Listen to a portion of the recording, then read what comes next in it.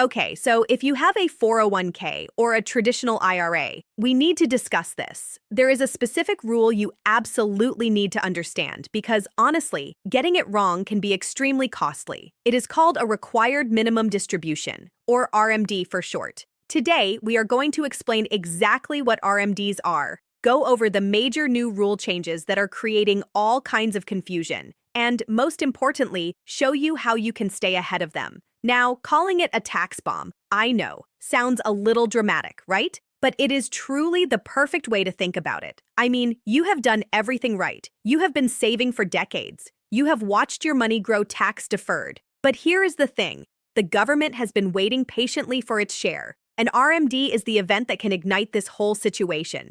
So let's figure out how to diffuse it.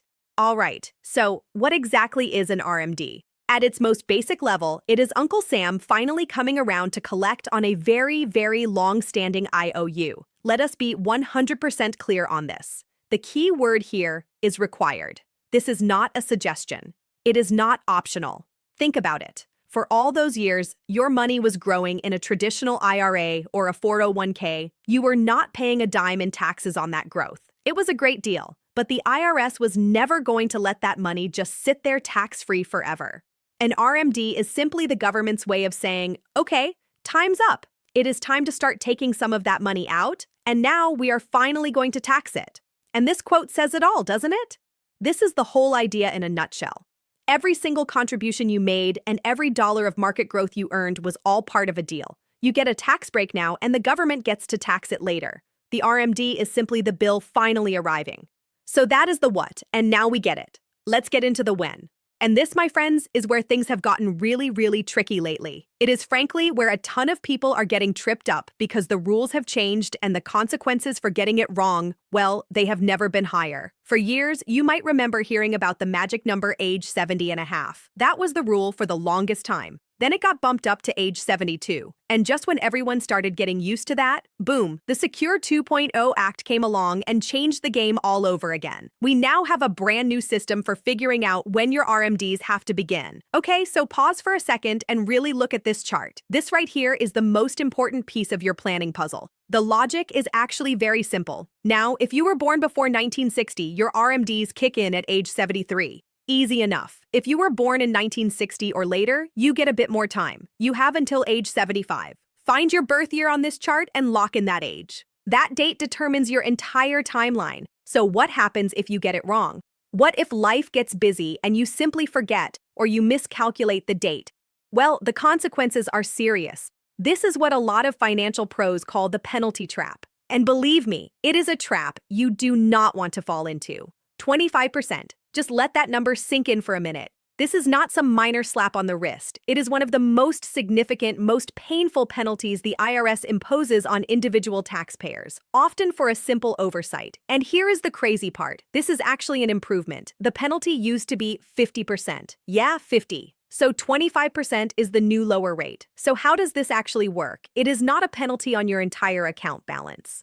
Thank goodness. But it is a 25% penalty that gets applied directly to the amount of money you were supposed to take out for the year but did not. Let's put some real numbers to this because that is when you really see how significant it can be. Imagine you did a fantastic job saving. You have built up $1 million IRA. That is an amazing achievement. Now, based on the IRS tables, your required withdrawal for the year might be something like $42,000. If you forget to take it out, if you just miss the deadline, you do not just owe the income tax on that money. The IRS hits you with an additional penalty of $10,500. That is a $10,000 mistake just for 1 year. Ouch is an understatement. Now, I know that sounds terrifying, and it is. But here is the most important thing I am going to say about this penalty. It is 100% completely avoidable. It does not have to happen to you. The point is not to be scared. The point is to use that penalty as motivation to put a proactive plan in place.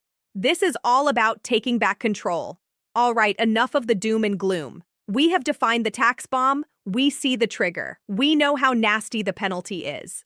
Now for the good part. Let's talk about how to actually diffuse it. The best news is that you do not have to be a passive observer here. You can absolutely take control of this whole situation and actively manage the tax impact with some really smart strategies. So, Just to quickly recap why we call it a bomb, it is because RMDs are forced income that you might not even need, and that new income creates a domino effect. First, it can push you into a higher tax bracket than you ever planned for. Second, and this is the one people always forget, it can actually cause more of your Social Security benefits to become taxable. It is a real triple whammy to your retirement finances. The heavyweight champion strategy for diffusing this bomb is without a doubt the Roth conversion. The idea is brilliant in its simplicity. Instead of waiting for the government to force money out of your IRA in your 70s, you voluntarily take some out now.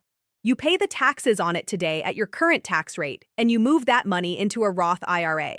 The real genius here is all about timing.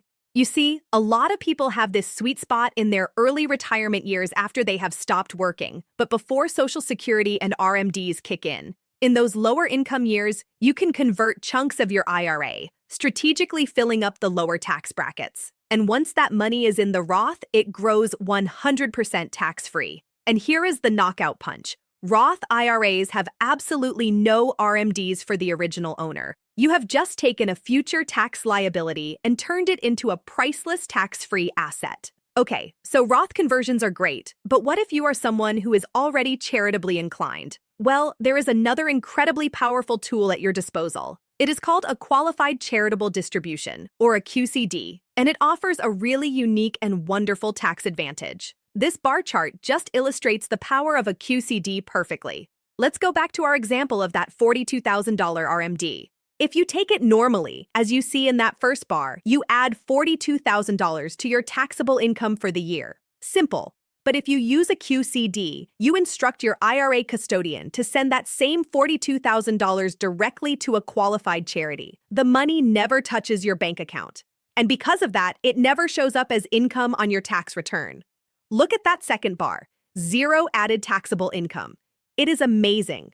It still satisfies your RMD requirement, but your taxable income does not increase by a single dollar. It is a true win-win. You support a cause you really care about, and you satisfy the IRS in the most tax-efficient way possible. So we have covered the what, the when, and the how. We have talked about the problem, and we have talked about some powerful solutions. But, information is pretty useless without action, right? So let's put it all together into a concrete game plan, something you can actually use to turn all this information into action. Here is a simple 4-step game plan to get ahead of this. First, map your future income. I mean everything. Project out your Social Security, any pensions you have, rental income, the whole package. Second, estimate your RMDs. You do not need to be perfect. Just get a rough estimate. There are tons of simple calculators online for this. Third, identify the risk. This is the key step. Add that estimated RMD on top of your other income and look at the tax brackets. Does that new higher total push you into uncomfortable territory? And finally, step 4.